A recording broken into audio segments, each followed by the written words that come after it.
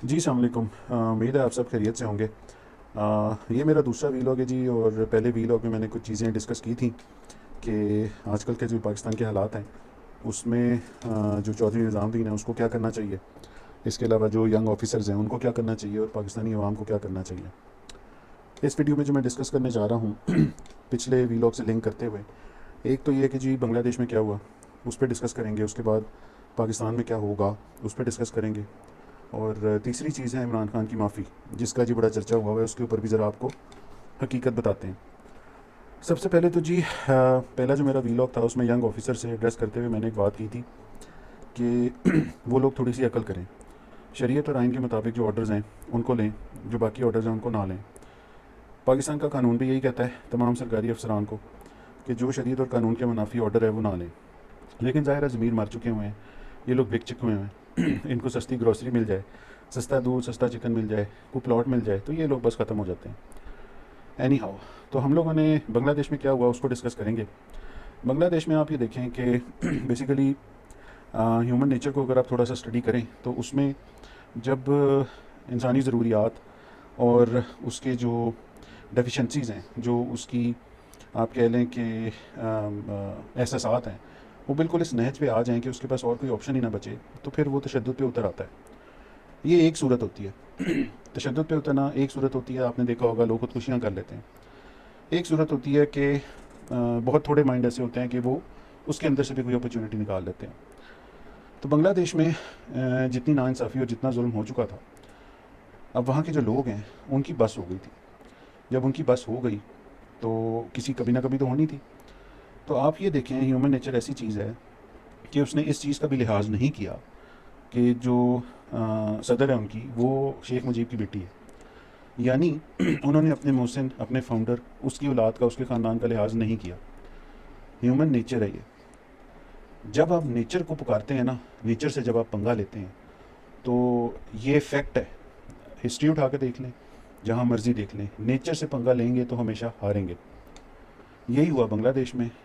उनकी बस हो गई थी नाइंसाफ़ी से, उनका कोटा सिस्टम ही नहीं ख़त्म कर रहे थे, उनके जो ग्रेजुएट्स निकल रहे थे, जो स्टूडेंट्स निकल रहे थे, उनका बेड़ा गर्क हो रहा था। उन्होंने फिर चढ़ाई कर दी। ये तो हुआ बांग्लादेश में। इसके अलावा और भी कुछ एक्सटर्नल फैक्टर्स भी हैं, वो फिर कभी बाद में डिस्कस करेंगे। कुछ रीजनल इसके अंदर जो हैं वो फैक्टर्स भी होते हैं, वो हम बाद में देखेंगे, लेकिन फ़िलहाल हम ह्यूमन नेचर को स्टडी कर रहे हैं। अब आते हैं पाकिस्तान में क्या होगा। पाकिस्तान में जो पहली स्टेज है जिसमें लोगों की बस होती जा रही है, वो बहुत तेज़ी से आ रही है वो स्टेज। आप ये देखें, हमारे जो सोसाइटी है उसके अंदर जो तबकात हैं उसमें लोअर तबका ले लें, फिर आप मीडियोकर ले लें, फिर आप बहुत रिच तबका ले लें। ये जो हमारा लोअर तबका है वो बेचारा जब से पाकिस्तान बना है वो लोअर ही है, उसकी काफ़ी ज़्यादा बस हो चुकी हुई है। और वो जब बस हो जाती है तो वो दो काम कर रहे हैं ऑलरेडी। एक तो वो तशद्दुद पे आ जाते हैं, एक वो खुदकुशियाँ कर लेते हैं। तशद्दुद किस तरह के बड़े वाक़े आते हैं। अभी अभी रिसेंटली एक बाप ने अपनी बेटियों को, अल्लाह माफ़ करे मैं कह नहीं सकता वो वर्ड, लेकिन उसने अपनी बेटियों को कत्ल कर दिया बड़े बेईमाना तरीके से। कहने को गुर्बत था, हो सकता है कोई और बहाना भी हो, लेकिन बात वही है कि उसकी किसी न किसी चीज़ से बस हुई है। इसके बाद आप देखें कि अभी आप बिजली के बिलों को ले लें, एक बूढ़ी अम्मा ने गंदे नाले में छलांग लगाई है। इसी तरह और कितने वाक़े आते हैं जिसमें लोगों ने खुदकुशियाँ करनी हैं। अब दूसरा तबका है मीडियोकर।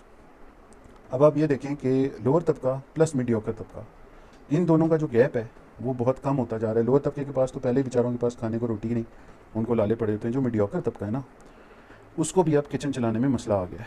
आपने देखा है अब सैलरी जो क्लास है वो थोड़ा बहुत आवाज़ उठाना शुरू हो गई है। अब उन्होंने जब ये आवाज़ उठाना शुरू की है तो इट मीन्स कि उनका ये जो प्रोसेस है उनकी बस होने का, ये इनिशिएट हो चुका है। अब ये इनिशिएट हो गया और ये जब उस नहज पे आ गया कि जब उनको भी खाने के लाले पड़ेंगे, उनको बिल देने के लाले पड़ेंगे, बच्चों को पढ़ाने के लाले पड़ेंगे, कोई इलाज के लाले पड़ेंगे, तो जब ये मीडियोकर तबका और लोअर तबका मिल गया तो अंजाम वही होगा जो बांग्लादेश में हुआ, जो बोलीविया में हुआ। ये फैक्टर ऐसा है इंसान की बस होने वाला कि जो इनकलाब है जिसको हम कहते हैं, अक्सर खूनी इनकलाब कह देते हैं, जो खूनी इनकलाब है उसकी एक बहुत बड़ी वजह ये है कि जो इंसान हैं, जो वहाँ पे सोसाइटी के जितने भी लोग हैं, वो उनकी ज़रूरतें पूरी नहीं हो रही होती। ज़रूरतें क्या, उनको बेसिक नेसेसिटीज़ नहीं मिल रही होती। खूनी इनकलाब की बहुत बड़ी वजह ये है। एक होता है और तरह का जिसको हम कहते हैं कि तामीरी इनकलाब या एजुकेशन के थ्रू इनकलाब या शऊर के थ्रू इनकलाब। इन दोनों में फ़र्क है। जो शऊर के थ्रू इनकलाब है वो आता है जब कौम के अंदर करैक्टर होता है, जब कौम सोचती है, पढ़ी लिखी होती है, उनके अंदर समझ बूझ होती है, गलत सही की पहचान होती है। अब अगर आप हमारी सोसाइटी को देखें ना, तो हमारी सोसाइटी में गलत सही की पहचान नहीं है। लोग अब बुराई को बुराई नहीं समझते। ये चीज़ हमें किस तरफ लेके जा रही है? जो लोग बुराई को बुराई नहीं समझते, करप्शन कर रहे हैं, वो अपना गुजारा ठीक ठाक कर रहे हैं आजकल के दौर में भी। हराम का पैसा है, उन्हें परवाह नहीं है। जो लोग नहीं ये कर पाते, जो लोग अपने असूलों पे कायम हैं, वो उस तबके के साथ मिल रहे हैं जिनकी ज़रूरतें नहीं पूरी हो रही, जिनको बेसिक नेसेसिटीज़ नहीं मिल रही, जिनको शायद एक वक्त की रोटी मिलती है, उन्हें दूसरी टाइम की रोटी का नहीं पता होता। तो खूनी इनकलाब के जो चांसेस हैं पाकिस्तान में, अल्लाह ताला माफ़ करे, वो बहुत ज़्यादा हैं। एक डिले इसमें थोड़ा सा ये भी है कि अगर आप बांग्लादेश को लेते हैं तो वहाँ पे इतने ज़्यादा लसानियत की बेस पे या ज़ुबान की बेस पे आप कह लें डिफरेंसेस नहीं है। जैसे पाकिस्तान है, उसमें सिंधी है, बलूची है, पंजाबी है, पठान है, गिलगित बल्तिस्तान है, आज़ाद कश्मीर है।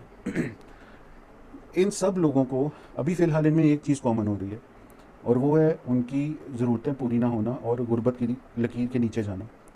अभी इनमें सिर्फ ये चीज़ कॉमन है। जिस दिन इनको ये सब समझ आ गई कि एक तो हमारी ज़रूरतें नहीं पूरी हो रही, दूसरे हमारे हकूक़ नहीं मिल रहे, और जिस दिन ये कंबाइन हो गए, तो बांग्लादेश में तो 3 घंटे लगे थे, यहाँ शायद 1 घंटे के अंदर काम हो जाए। इसलिए पाकिस्तान में जो आप देखते हैं अभी फ़िलहाल, जो हम बात करते हैं कि यार अच्छा डिजिटल टेररिज्म हो रहा है, ये नई इन्होंने गफर्स ने जो है कोई इस्तेलाह निकाली है डिजिटल टेररिज्म।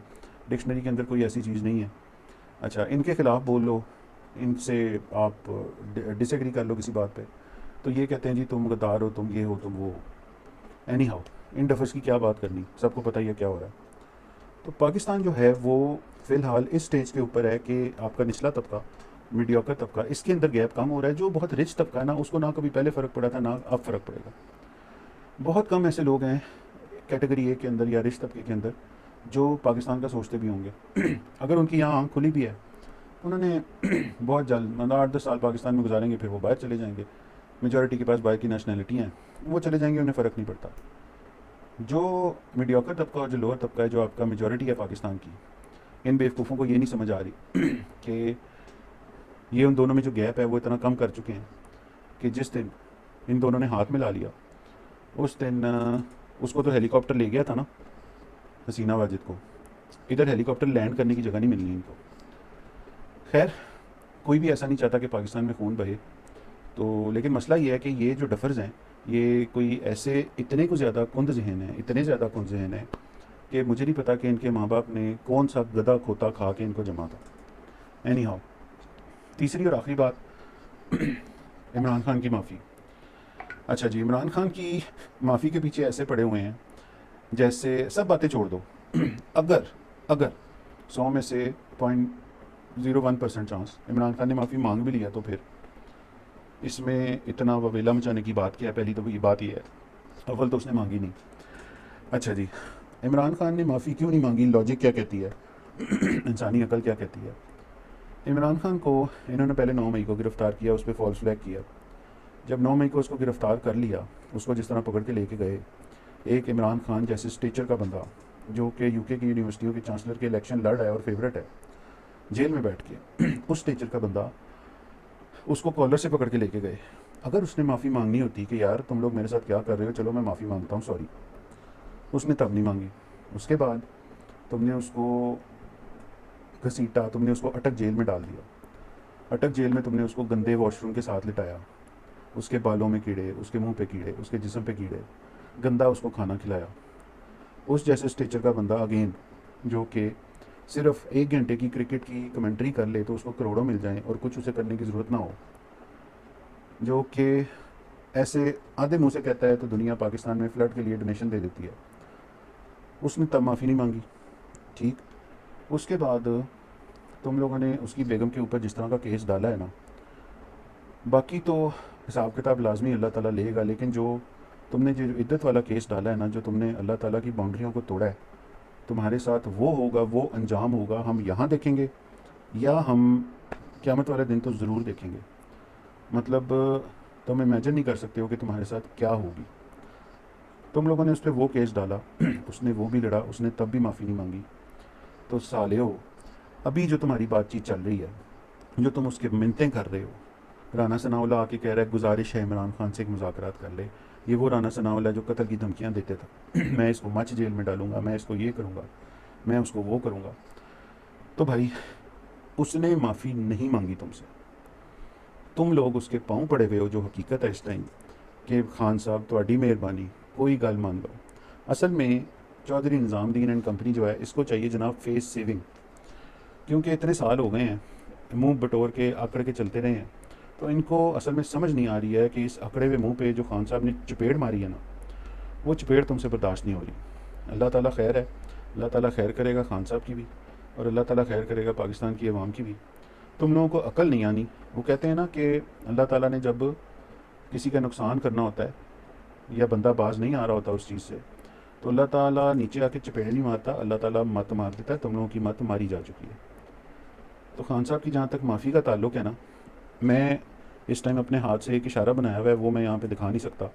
मैं चाहता हूँ कि फैमिलीज़ भी देखें, ख़वातीन बच्चे भी देखें इस चीज़ को। तो लेकिन वही तुम समझ गए हो। जहाँ तक माफ़ी की बात है, तो माफ़ी इस टाइम तुम लोग मांग रहे हो उनसे, खान साहब नहीं मांग रहे। बड़ी मेहरबानी, अपना ख्याल रखिएगा।